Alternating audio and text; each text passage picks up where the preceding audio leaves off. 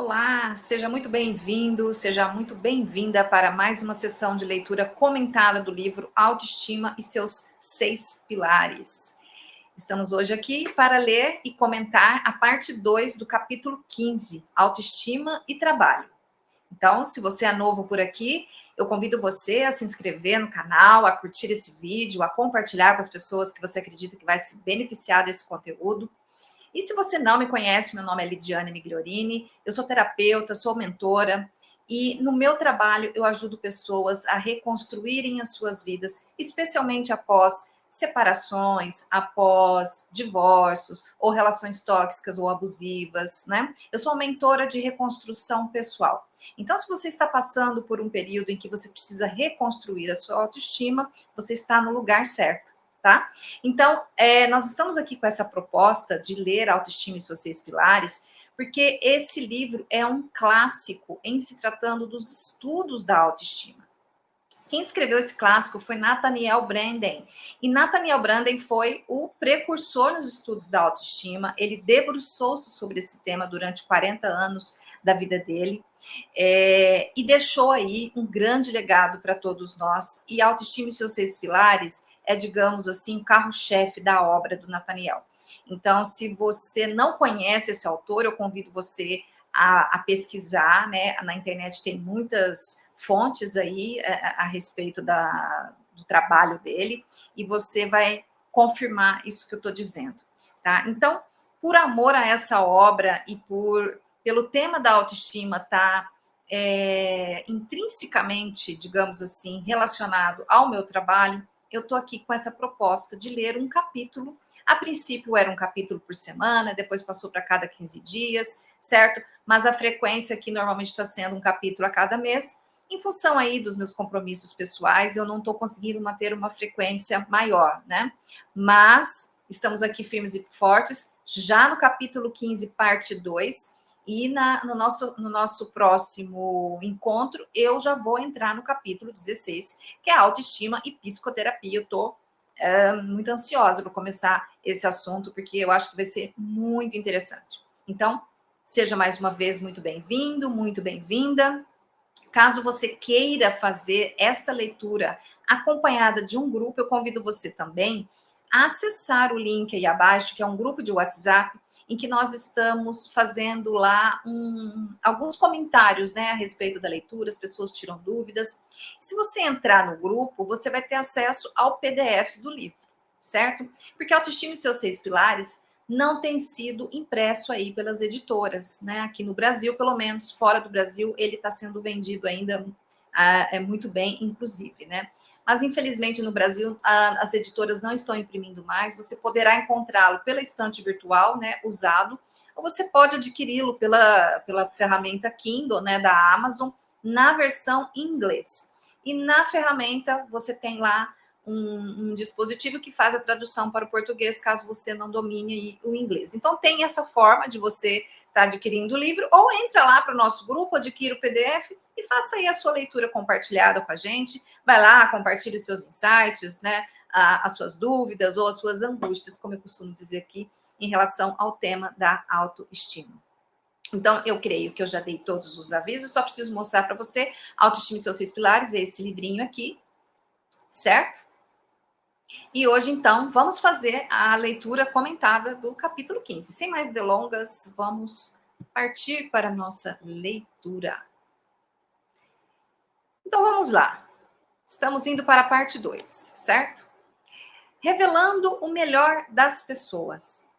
De modo geral, os líderes nunca se perguntam: como é possível criar uma cultura que favoreça a autoestima em nossa organização? Mas os melhores dentre eles, ou os mais conscientes, perguntarão: o que é possível fazer para estimular a inovação e a criatividade? Como fazer deste um lugar que atrai as melhores pessoas? E o que se pode fazer para conquistar sua contínua lealdade? Vamos ver o que Nathaniel aprofunda sobre isso. São questões diferentes que, ao mesmo tempo, têm respostas muito semelhantes, ou, no mínimo, significativamente sobrepostas. Seria impossível obter uma organização que promova a inovação e a criatividade e não promova igualmente a autoestima em certos aspectos importantes. Seria impossível existir uma organização que, promovendo a autoestima, entendida de forma racional, também não estimule a inovação, a criatividade, o entusiasmo e a lealdade. Então, aqui, Nathaniel Branden está dizendo que, normalmente, né, as empresas, elas não se atêm ao fato de que desenvolver a autoestima de seus funcionários está intrinsecamente ligado aí ao estímulo, né, da inovação, à criatividade, né, ao desenvolvimento dessas pessoas. Então, aqui ele está fazendo um paralelo em relação a esses dois temas, certo? Ele vai aprofundar um pouquinho em relação a isso. Vamos lá, onde eu estou? Me perdi. Peraí. Um exemplo. Algumas empresas estão experimentando recompensar financeiramente quem adquire novos conhecimentos e habilidades. Os funcionários recebem para aprender, para dominar novas áreas de especialização. Parte-se da premissa: quanto mais bem informados e habilidosos eles forem, mais contribuições terão a dar à empresa. Mas crescer em termos de competência não tem mais probabilidade de incentivar um crescimento na experiência da autoeficiência? Então, como vocês sabem, né, para quem especialmente está lendo aqui junto com a gente, a autoeficiência, ela é aí um dos pilares, né, não um dos pilares da autoestima, né, mas a autoeficiência, ela está relacionada à construção da autoestima. Então, quando ele diz aqui que quando as empresas investem em seus funcionários para que eles adquiram competências, e isso, por consequência, melhora a autoeficiência, então, indiretamente, eles estão contribuindo para a construção da autoestima dessas pessoas, certo? Então, aqui ele ainda está fazendo esse paralelo, né, entre a linguagem corporativa e o que ele traz em relação aos estudos da autoestima. Do ponto de vista do indivíduo, é óbvio que o trabalho pode ser um veículo para o aumento da autoestima. Todos os 6 pilares têm aqui claras aplicações. Quando em nossas tarefas buscamos um alto nível de consciência, responsabilidade e assim por diante, a autoestima é fortalecida, assim como a autoestima é diminuída quando as evitamos. Quando sou convidado pelas empresas para ensinar como os princípios da autoestima e a tecnologia podem ser utilizados para estimular um melhor desempenho, em geral trabalho com a técnica de conclusão de frases, pedindo aos participantes que escrevam de 6 a 10 finais diariamente num período de algumas semanas, para as sentenças bases que se seguem. Então, mais uma vez, aqui estão algumas sentenças bases, né, que o Nathaniel Branden costuma trabalhar.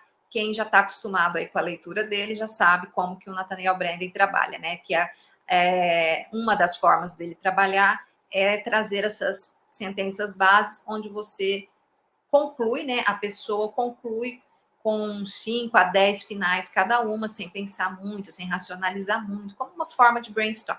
Então, aqui são algumas delas. Se hoje eu trabalhar mais 5% de consciência, 3 pontinhos. Se eu realizar com mais 5% de autoaceitação as minhas atividades diárias. Se hoje eu agir com mais 5% de responsabilidade. Se hoje eu agir com mais 5% de autoassertividade. Se hoje eu agir com mais 5% de intencionalidade. Se hoje eu trabalhar com mais 5% de integridade. Então, eu convido vocês, deixa eu voltar aqui para mim, eu convido vocês a fazerem este exercício aqui de completar as frases, vocês mesmos, para que vocês possam exercitar esta autoconsciência no trabalho. Não só a autoconsciência, né, mas os 6 pilares aí dentro das práticas do seu trabalho, certo? É muito clareador, assim, quando a gente começa a fazer esses exercícios de conclusão de frases, tá? Eu recomendo fortíssimo que vocês façam para vocês sentirem o efeito disso, como que a autoconsciência se amplia. Então, aqui ele está dizendo que nos workshops que ele costumava dar nas empresas, ele dava esses exercícios, né, como uma forma aí das pessoas ampliarem a sua autoconsciência.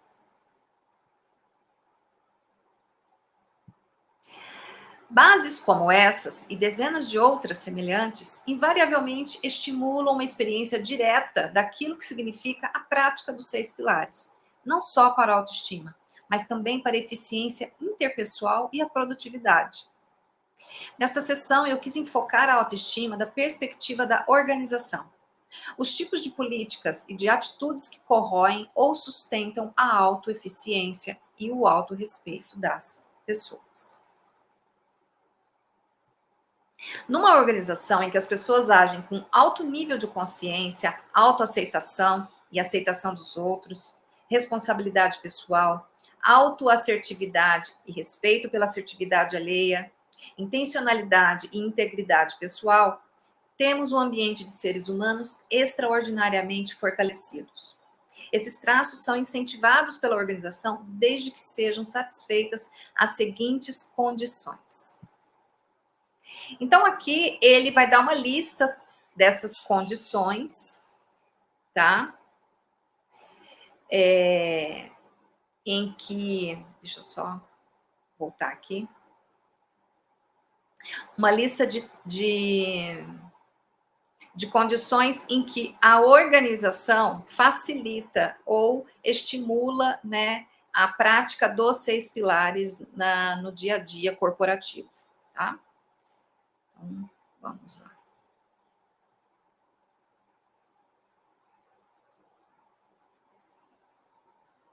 As pessoas sentem-se seguras. Não são ridicularizadas, menosprezadas, humilhadas ou punidas por se abrirem ou serem sinceras, por admitirem que cometeram um erro ou por não saberem, mas pretenderem aprender. As pessoas sentem-se aceitas, são tratadas com cortesia, são ouvidas, convidadas a expressar o que pensam e sentem e consideradas indivíduos cuja dignidade importa.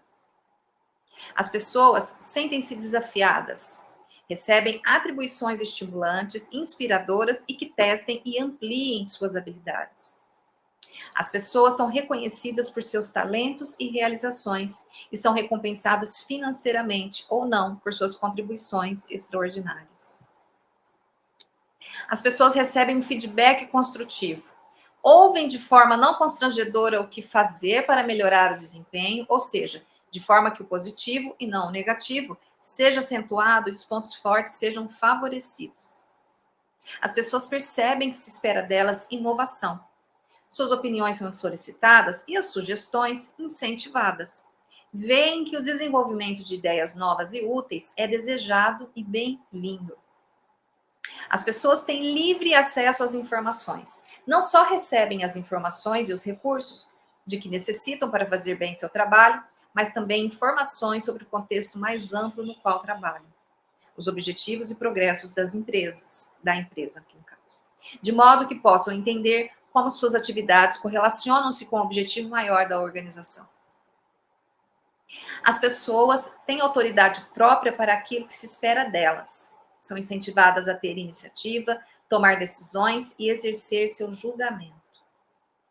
As pessoas seguem regras e diretrizes claras e não contraditórias, que são estipuladas com uma estrutura que sua inteligência pode compreender e com a qual contar e sabem o que é esperado delas. As pessoas são incentivadas a solucionar o máximo possível de seus problemas. São encorajadas a resolver questões ligadas à ação, em vez de transferir a responsabilidade para os escalões superiores, e são instrumentadas para fazer. As pessoas veem que as recompensas pelo sucesso são muito maiores que quaisquer penalidades pelos fracassos. Em muitas companhias em que as penalidades pelos erros são muito maiores que as recompensas por fracasso, são muito maiores que as recompensas por sucessos, as pessoas preferem não correr o risco de expressar-se. Bom, então aqui para vocês verem, tem uma lista. Aliás, esse capítulo ele traz algumas listas assim longas, né, de algumas diretrizes que ele traz em relação a determinados pontos. Então aqui eu peço que vocês façam a leitura de vocês, tá? Porque eu não coloquei todos os itens, porque senão a gente iria se prolongar muito e a leitura ia ficar muito cansativa. Então, eu só vou concluir essa daqui, tá? E depois vocês concluam Aliás, essa lista aqui eu coloquei ela completa, é uma próxima lista que eu não coloquei ela toda, tá? Mas só concluindo,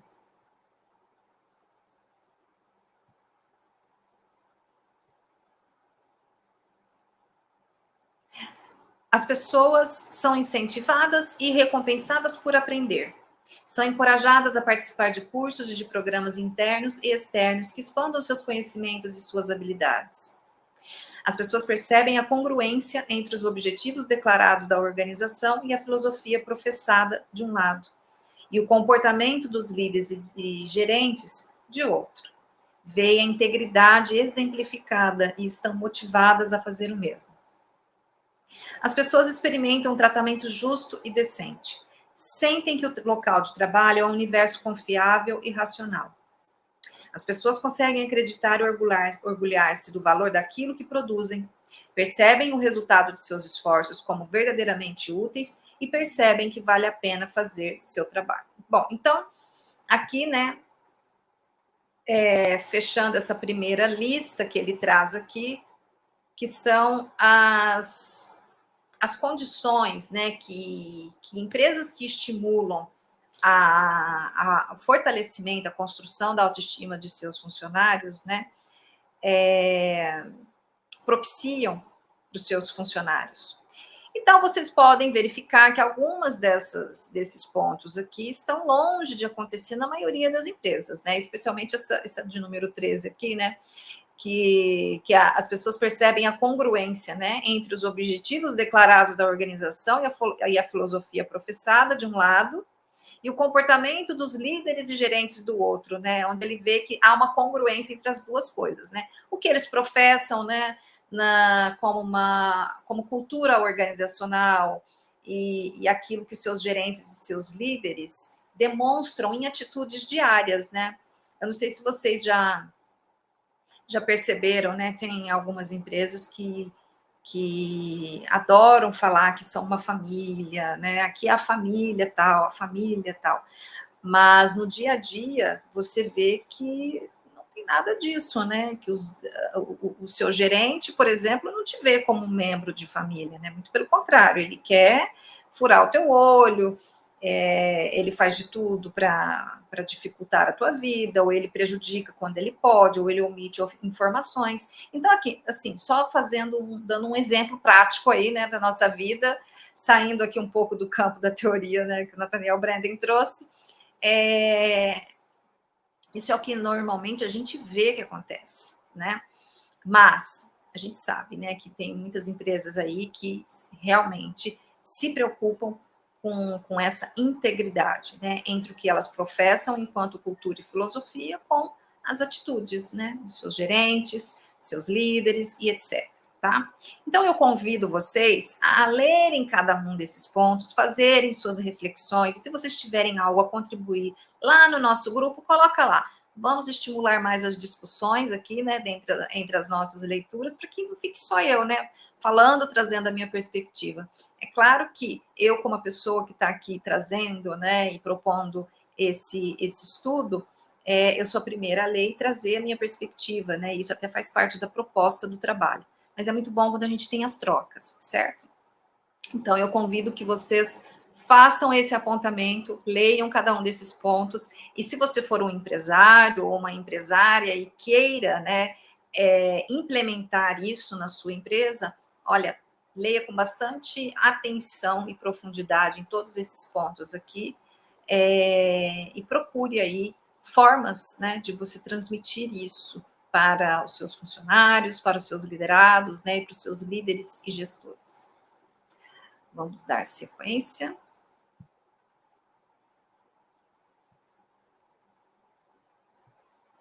Se estas condições são postas em prática numa organização, ela será um local em que as pessoas com alto nível de autoestima vão querer trabalhar.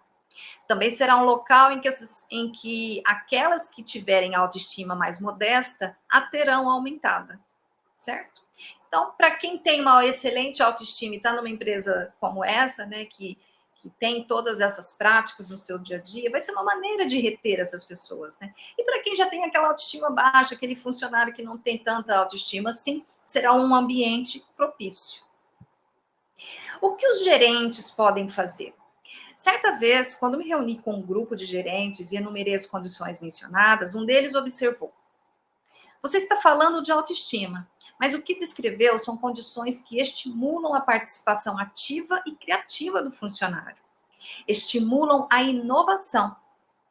Exatamente. Para os executivos que pretendem construir uma organização com autoestima alta, estruturei uma lista de propostas diferentes, mas inevitavelmente coincidentes. Bom, então agora que a gente vai adentrar a uma lista bem grande, tá? De preceitos aqui que o Nathaniel Branden traz para os executivos que pretendem construir uma organização com autoestima alta. Então, se não me engano, são mais ou menos 30 tópicos. Eu não coloquei todos, eu creio que eu coloquei metade, não me lembro agora, mas então eu convido você a fazer a sua leitura, tá? E ler todos esses pontos aí, você com a sua leitura, certo? Vamos lá.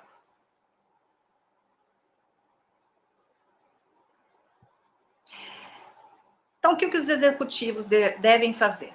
Olha só o primeiro ponto aqui que interessante. Trabalhe a própria autoestima. Comprometa-se com aumentar o nível de consciência, responsabilidade e integridade com o qual você trabalha e se relaciona com as pessoas. A equipe, os subordinados, associados, superiores, clientes e fornecedores. Bom, eu só quero parar aqui só para comentar essa primeira, porque ela é essencial. A gente vem trazendo aqui a aplicação da autoestima em várias áreas da vida, né? A gente falou da escola, a gente falou dos professores, né? Agora a gente está falando do ambiente de trabalho. Ele sempre traz a questão do indivíduo trabalhar primeiro a própria autoestima em todos esses pontos. Então, assim, isso é crucial para todos nós. Você, gestor, você, empresário, né? Ou você líder, ou você pai, mãe, ou você ser humano, né? Todos nós devemos olhar para nós mesmos. Né? Quem que é a primeira pessoa que tem que ter estima por você? Você mesmo. E muitas vezes as pessoas não conseguem entender o que é de fato ter estima por si, o que é de fato ter autoestima.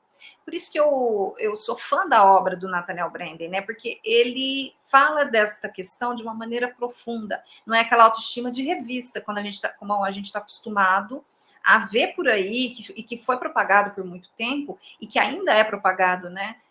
Pela mídia, pelas redes sociais, pelas revistas, né? Que é aquela autoestima relacionada à beleza, ao cuidado com o corpo, né? Não que isso não seja, mas é um reflexo apenas.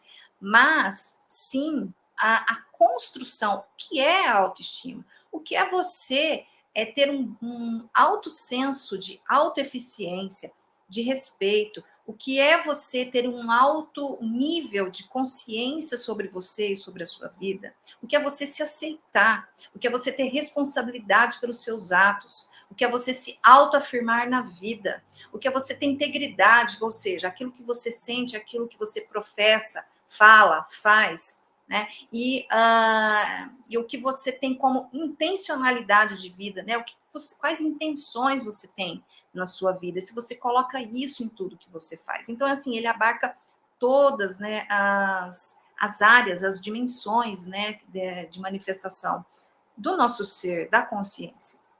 Então, em primeiro lugar, a gente tem que trabalhar a nós mesmos, a nossa autoestima, né, para que depois a gente comece a contribuir também, né, em paralelo, né, contribuir para que outras pessoas do nosso ambiente, seja no trabalho, seja na nossa casa, seja nas nossas relações pessoais, para que elas também tenham um espaço e um terreno para construir a autoestima delas. Isso é extremamente importante, né? Pessoas com boa autoestima são pessoas de bem com a vida, são pessoas que não agridem outras, são pessoas que respeitam as outras, né? Então, no mais profundo, a gente está contribuindo, quando a gente se trabalha, a gente está contribuindo para um mundo melhor, tá? Então, só queria fazer esse adendo aqui.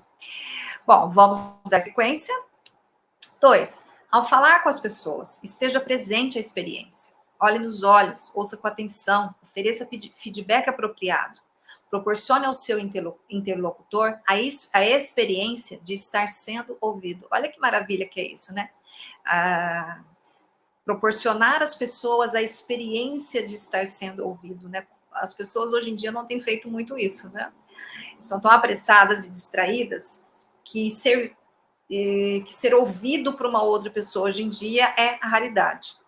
Vamos lá, seja empático. Permita que o interlocutor saiba que seus sentimentos e declarações são entendidos, o que vem a ser um modo de proporcionar-lhe a experiência da visibilidade. Então, a experiência da visibilidade aí tem a ver com empatia. Né? Vamos lá? Não importa com quem esteja conversando, mantenha um tom respeitoso. Não se permita um tom condescendente, superior, sarcástico ou recriminatório. Mantenha as reuniões de trabalho voltadas para a pauta objetiva do trabalho e não para o ego. Não permita jamais que uma discussão deteriore em um conflito de personalidades. O enfoque deve ser a realidade. Qual é a situação? O que o trabalho exige? O que precisa ser feito? Nossa, isso aqui eu preciso comentar. Quantas reuniões, né, de trabalho não poderiam ser breves se ela fosse apenas objeto de uma questão objetiva, ao invés da pessoa estar preocupada com o ego dela, né? Se ela, ao invés da pessoa estar unicamente focada em como as pessoas a estão a tratando, ou se as pessoas estão, enfim, enaltecendo as qualidades dela, ou a pessoa ela está tão ofendida porque alguém disse algo que ela não gostou, e a coisa fica embolada, a coisa não desenvolve, né? Porque as pessoas estão mais focadas em seus egos do que no objetivo. Então, olha que ponto importante, né? Manter as reuniões de trabalho voltadas para a pauta objetiva do trabalho, né? E não para o ego. Muita gente precisava ouvir isso, né? Vamos lá, dando sequência. Crie oportunidades para que seu pessoal pratique a responsabilidade pessoal. Dê espaço para a iniciativa, para a apresentação voluntária de ideias, para que testem novas tarefas, para que ampliem seu raio de ação. Fale de modo que os outros entendam. Justifique as regras e linhas de conduta quando não forem evidentes. Explique por que não é possível atender a certas exigências. Não estabeleça regras meramente de cima para baixo. Se cometer algum erro no trato com as pessoas, alguma indelicadeza ou mostra de impaciência, admita que o fez e desculpe-se. Não pense, como fazem certos pais autocráticos, que sua dignidade e posição serão diminuídas se admitir que se arrepende da forma como agiu. Aqui ele trouxe uma questão muito importante, né? Quantos problemas não poderiam ter sido resolvidos ou serem resolvidos com apenas um pedido de desculpas? Ou com apenas um reconhecimento breve de um momento em que você não estava bem, que você estava ocupado com outra coisa, ou que você estava impaciente porque estava com pressa para resolver outra questão. E aí você reconhece que você foi rude, você reconhece que você não... enfim, que você agiu mal com essa outra pessoa. Às vezes nem necessita de um pedido de desculpas, né? Mas quantos problemas de relacionamento, especialmente com seus liderados, né, não seriam resolvidos com uma palavrinha dessa, né? Olha, me desculpa, naquele momento eu estava impaciente porque eu estava com um problema, mas eu reconheço. Eu reconheço que eu não te tratei da forma adequada. Nossa, olha isso. Quanta mudança, né? Quanta humanidade, né? Você não traz para o seu relacionamento com as pessoas. E isso é autoestima. Isso não tem nada a ver com você se autodenegrir, né? Ou essa visão, né, disso aqui dos pais autocráticos, né, que tem como perda de autoridade, né, diante dos filhos. Isso não tem absolutamente nada a ver. Isso demonstra autoconsciência e responsabilidade para com os outros, né? É outro nível, né, de conversa. Vamos lá.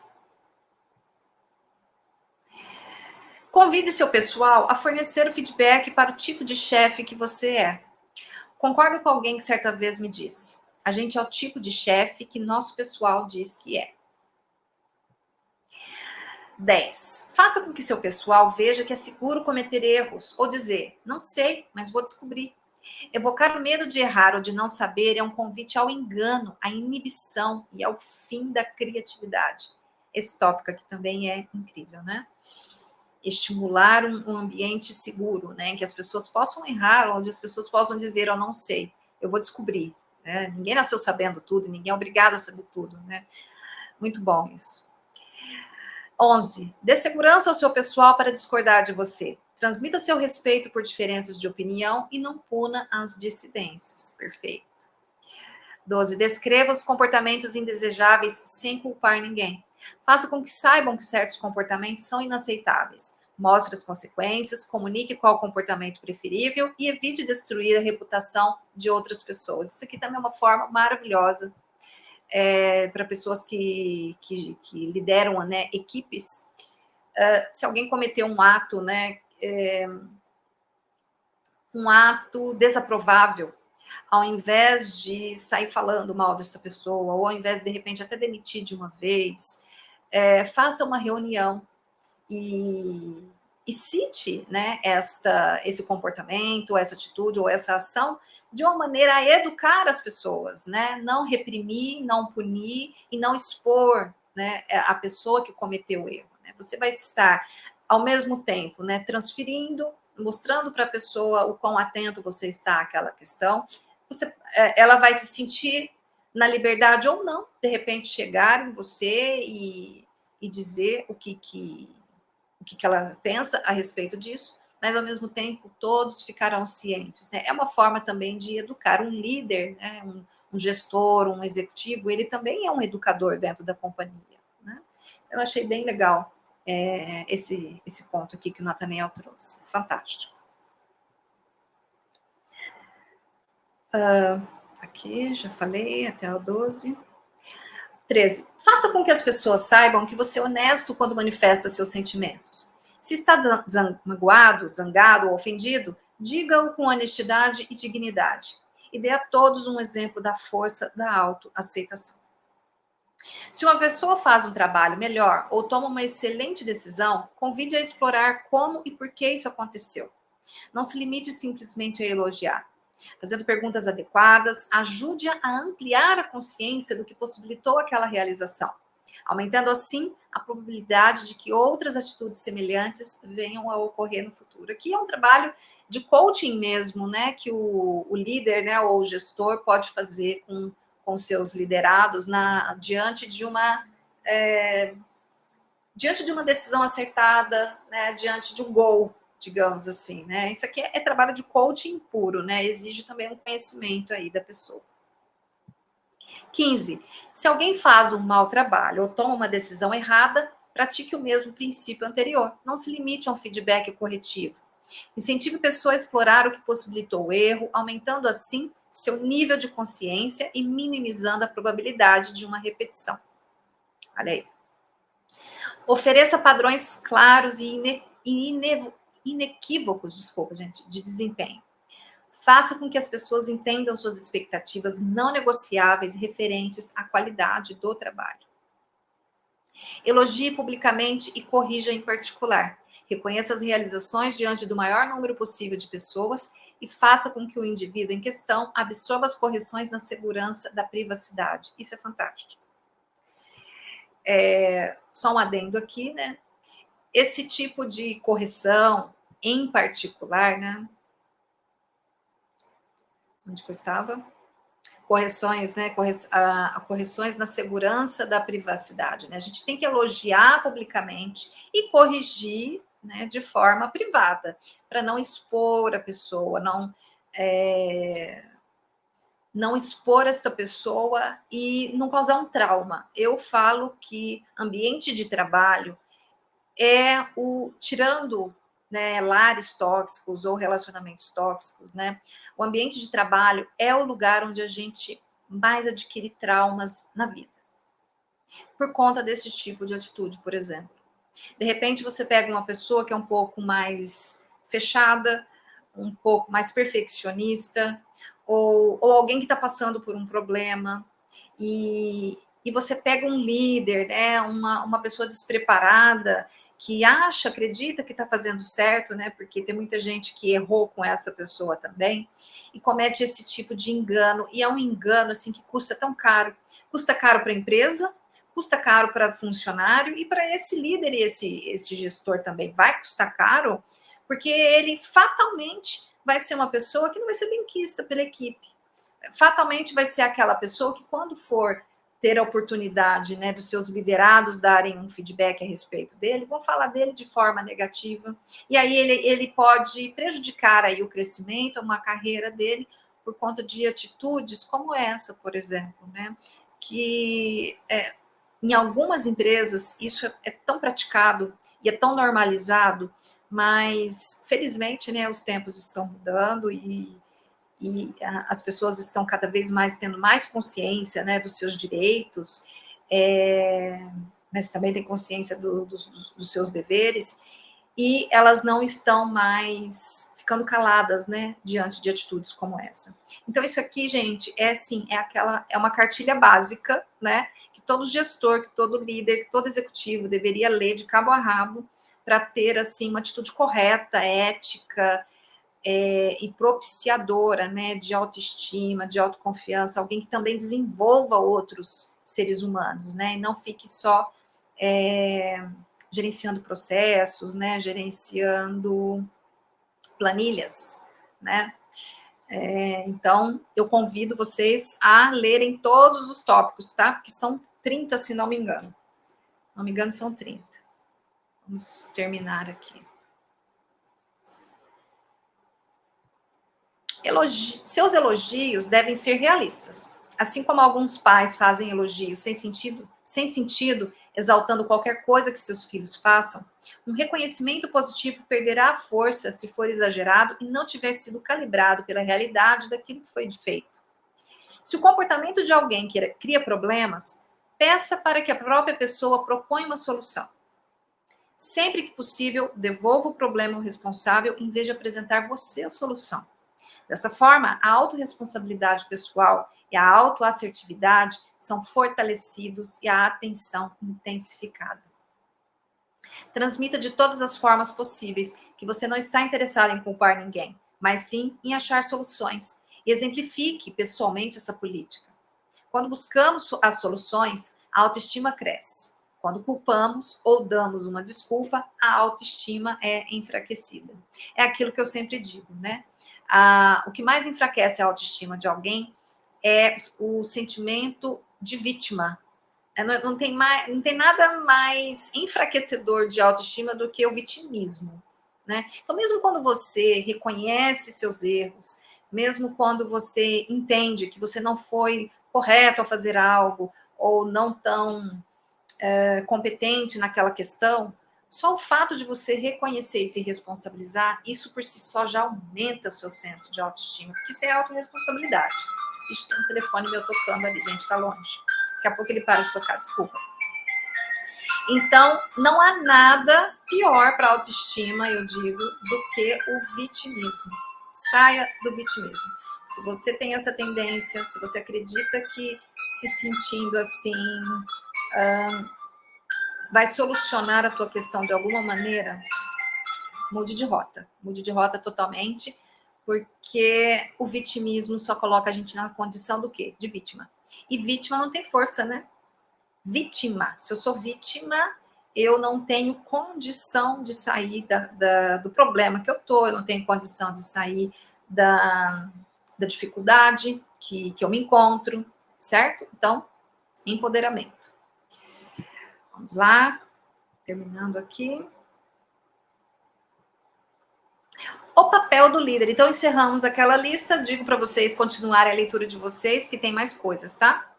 O papel do líder. Palavras adicionais, tá? Isso aqui já tinha um parágrafo anterior, então é só a continuação de algo que ele já tinha dito, mas que eu achei importante aqui trazer. A principal função de um líder de uma empresa comercial é desenvolver e transmitir convincentemente uma visão do que a organização deve realizar. E 2, inspirar e fortalecer todos os que trabalham na organização para que contribuam da melhor maneira para que essa visão se realize, sabendo que, assim fazendo, estarão agindo a favor dos próprios interesses. O líder deve ser um inspirador e um persuasor. Olha só que maravilha isso daqui. Acho que dispensa comentários, né? Quanto mais alto for a autoestima do líder, maior será a probabilidade de que ele cumpra essa sua função. A mente que desconfia de si mesma não pode inspirar o melhor na mente alheia. Da mesma forma, os líderes não conseguirão inspirar o que os outros têm de melhor se sua principal necessidade, nascida de sua insegurança, for provar que estão certos e os outros errados. É um engano dizer que um grande líder não deve ter ego.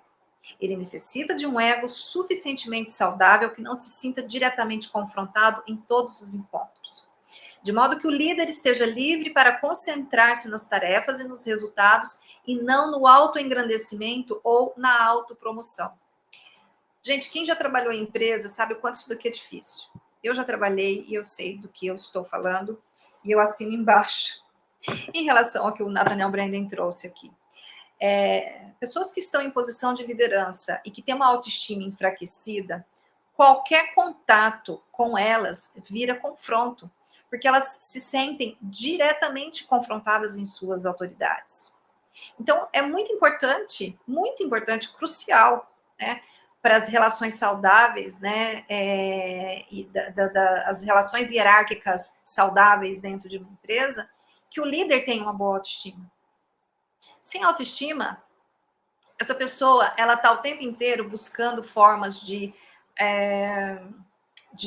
afirmar-se, né? Afirmar algo que ela que deveria, né? A autoafirmação é algo que você desenvolve.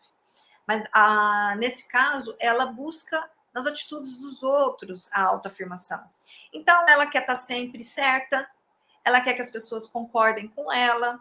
Se alguém diz algo de um jeito mais direto, ela entende isso como um confronto às ideias dela, à autoridade dela. Então, é muito delicada essa questão.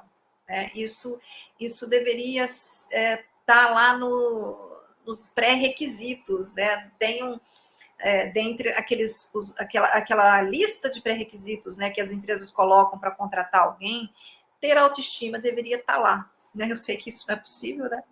Que isso não é nem adequado de pôr, mas se a gente pudesse subentender algo aí, seria isso, né? Uma pessoa que tenha uma autoestima saudável, um ego saudável, que ele está dizendo que os líderes, né, que pessoas em posição de liderança, pessoas em posição que estão à frente, né, das empresas, não está dizendo que essas pessoas não devam ter ego, não, gente, pelo amor de Deus. Ninguém é contra o ego aqui, mas esse ego ele tem que ser saudável. Em que sentido? Ele tem tanta confiança nele, ele gosta tanto dele, ele já se autoafirmou, ele já tem uma autorresponsabilidade, uma autoaceitação, de modo que ele próprio, em primeiro lugar, reconhece quando ele está sendo excessivo, quando ele não está correto. Então, ele consegue identificar quando uma outra pessoa está apenas colocando o ponto de vista dela e não a desautorizando ou não batendo de frente com ela, né? Essas coisas que a gente ouve, né, no mundo corporativo. Então, maravilhoso esse ponto que o Nathaniel Branden trouxe aqui. Né? Convido vocês a refletirem também sobre isso. Se pensarmos nos graus da autoestima numa escala de 1 a 10, onde o 10 é o grau ótimo de autoestima e o 1, o mais baixo que se pode imaginar, o líder que for um 5 terá mais probabilidade de contratar um 3 ou um 7. É muito, mas muito provável, é muito mais provável que ele se sinta mais à vontade com 3. Pois as pessoas costumam sentir-se intimidadas diante de outras mais confiantes. Multiplique esse exemplo por 100 ou por 1000 e projete as consequências nos negócios. Perfeito isso aqui. Perfeito, né? Essa reflexão que ele trouxe aqui não é maravilhosa, né? Imagine um líder, então, com uma autoestima 7. Ele vai contratar alguém, ele vai contratar essa pessoa num nível 10? No nível 3, no nível 5? Claro que não, né? Ele vai contratar pessoas com nível de autoconfiança muito menor que o dele, para que ele próprio não se sinta intimidado. Percebam? Então, quando ele diz aqui, multiplique isso por 100, multiplique isso por 1000, multiplique isso pelo número de pessoas, né, que essa pessoa coordena.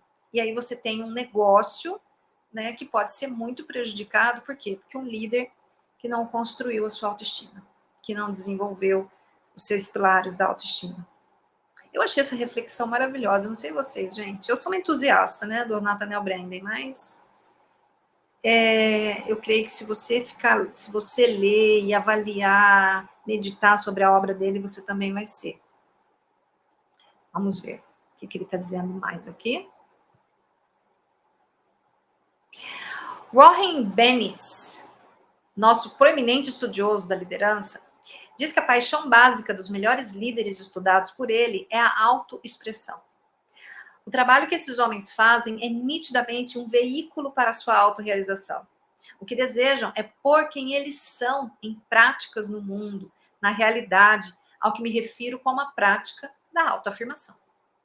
Com frequência, os líderes não reconhecem plenamente a que ponto quem eles são afeta virtualmente todos os aspectos da organização em que atuam.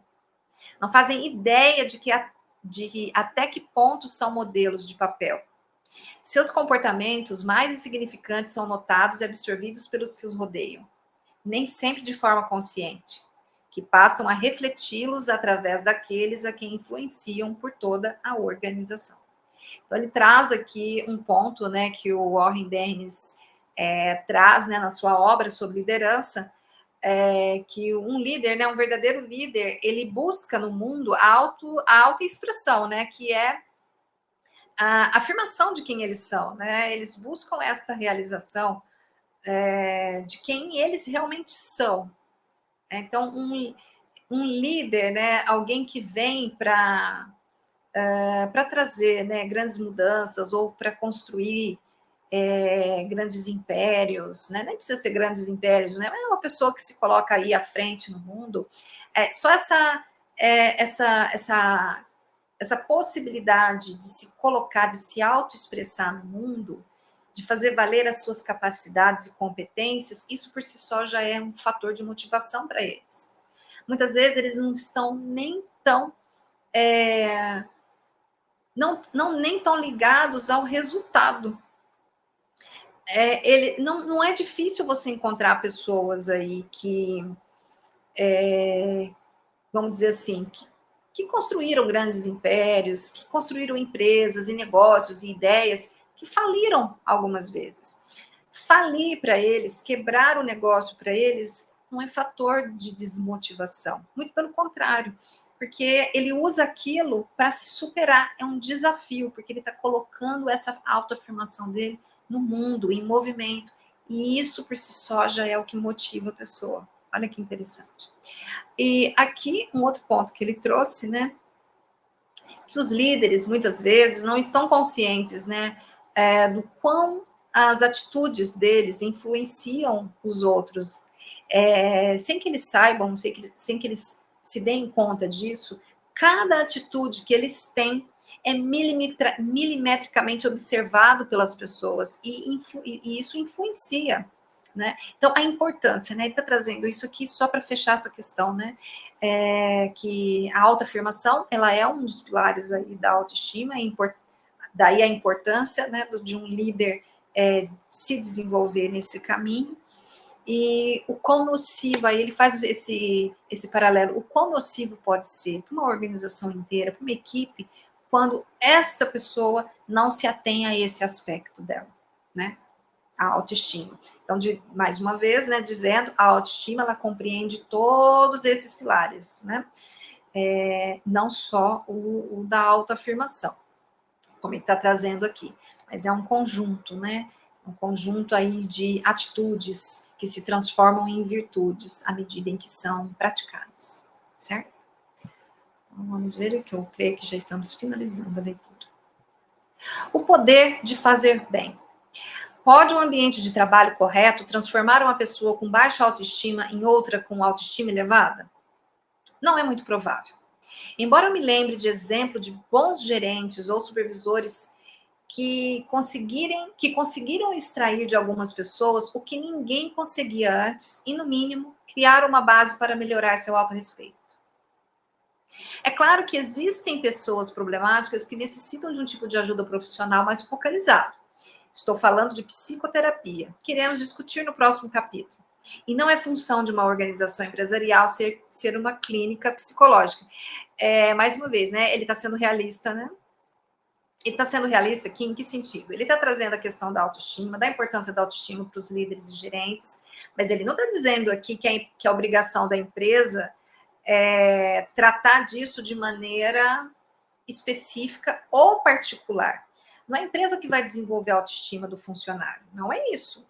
Embora, quando ela cria um ambiente que propicia, né, ao desenvolvimento da autoexpressão, quando ela cria um ambiente propício ao autorrespeito, quando ela cria um ambiente propício para que essa pessoa adquira conhecimento e habilidade, consequentemente de competência, ela não está dizendo que isso vai fazer com que essa pessoa desenvolva a autoestima. Ela propicia o ambiente para facilitar, mas não é responsabilidade dela, né? E tem alguns casos em que a pessoa ela precisa de psicoterapia, de um tratamento especializado para que ela desenvolva a autoestima dela. E não há nada de errado com isso, tá? Inclusive, se você precisa desenvolver a sua autoestima, eu sou terapeuta que desenvolve a autoestima dentro do meu trabalho, né? Reconstrução da autoestima é um dos pilares do meu trabalho.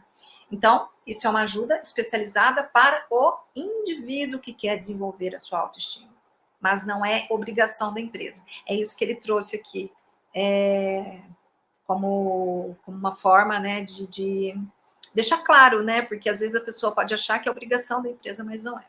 Né? Vamos lá? Mas, para uma pessoa com autoestima mediana, a organização que se dedica a valorizar e dar importância ao indivíduo tem um imenso potencial de fazer-lhe bem no nível mais íntimo e pessoal, embora esteja claro que essa não é a sua razão de ser. E ao fazê-lo, contribui para a sua própria vitalidade de uma forma que não é remota nem etérea, mas em última análise, essencial. As políticas que sustentam a autoestima são também políticas que fazem dinheiro. Então, creio que aqui ele fechou. Não. As que desprezam a autoestima são as que, mais cedo ou mais tarde, farão com que a empresa perca dinheiro. Simplesmente porque, quando as pessoas são desrespeitadas e maltratadas, não podem dar o melhor de si. E na economia global de hoje, agressivamente competitiva e rapidamente mutável, nada menos que o melhor delas é bom o bastante. No próximo capítulo, aliás, próximo encontro, capítulo 16, autoestima e psicoterapia. Então, apenas fechando essa fala maravilhosa aqui, né, do Nathaniel Branden, né, em que ele só frisou aí a importância a importância das empresas, né, manter esse ambiente que propiciem, né, o desenvolvimento da autoestima dessa pessoa, e trazendo o contraponto, né, de que ambientes em que as pessoas se sentem desrespeitadas, elas não dão o melhor de si. Ambientes em que as pessoas não se sentem valorizadas, elas também não dão o melhor de si. Então, propiciar um ambiente, né, que facilite aí o desenvolvimento, né, da autoestima das pessoas é lucrativo, né, porque nós estamos o Nathaniel Branden escreveu essa obra em 1995, se não me engano. Então, se não me falha aí a memória, foi em 1995, e tudo que ele trouxe ainda é muito relevante, não? Em se tratando de mudanças rápidas, globalização, competição, né? Então, o quão valoroso é você ter hoje uma pessoa trabalhando dentro da tua empresa, dando o melhor de si. Né? Então, esses pilares, essas diretrizes, né, em relação a como as pessoas podem, ele deu aqui o passo a passo, né, porque fica muito abstrato para muita gente, mas aqui não, ele deu o que é, ele deu exemplos, né? Então, pessoas que trilham neste caminho estão aí numa rota, né, de terem relações melhores, de não só, né, com liderados, com colegas, né, mas também com os stakeholders, né, dessa empresa, né, com fornecedores, com pessoas importantes, acionistas, né, pessoas que também são importantes para a companhia, porque todos nós estamos nos relacionando o tempo inteiro. Então, quão importante é, né, nós desenvolvermos a nossa autoestima em primeiro lugar. Então, no nosso próximo encontro, agora sim, né? Fechamos o autoestima e trabalho. E no nosso próximo encontro, a gente começa a autoestima e psicoterapia. Então, convido a todos os terapeutas, a todos os psicólogos, psicoterapeutas, psicopedagogos, pedagogos, né? Ou pessoas interessadas em desenvolvimento humano a virem a ler comigo aí o próximo capítulo, certo? Então, estamos fechando a nossa leitura de hoje. Eu agradeço a presença de todos vocês. Então, mais uma vez, seja muito bem-vindo e bem-vinda. Se você chegou aqui agora, não me conhecia, esse é um projeto aí de leitura do livro Autoestima e seus 6 Pilares, de Nathaniel Branden. Nós estamos aqui com o desafio de trazer um capítulo dividido às vezes em 3 partes. Antes era por semana, depois a cada 15 dias. Estamos agora com uma frequência mensal, porque a vida acontece e a gente tem que se adaptar, mas estamos firmes e fortes aí até a conclusão da leitura. Então, se você quiser receber o PDF do livro, porque para você comprar, você tem que adquiri-lo pela estante virtual, né, de segunda mão, ou pela Amazon, através da ferramenta Kindle em inglês, porque as editoras não estão mais imprimindo este livro. Se você quiser adquiri-lo, um PDF, só para você poder acompanhar a sua leitura, eu convido você a entrar para o nosso grupo do WhatsApp, o grupo está aí na descrição, né, desse vídeo.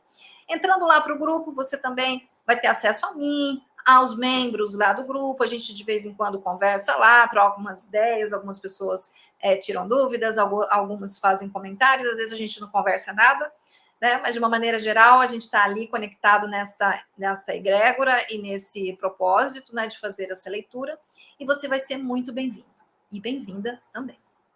Então, mais uma vez, o meu muito obrigado, curta, compartilha aí com as pessoas que você acredita que vai se beneficiar deste conteúdo, nos ajude a propagar esse conhecimento, né, e tornando, né, esse vídeo aí relevante para os mecanismos de buscas aí do Google, né? Então, dá a sua curtidinha, faz o seu comentário, não custa nada, você vai estar me ajudando e ajudando quem precisa chegar nesse conteúdo.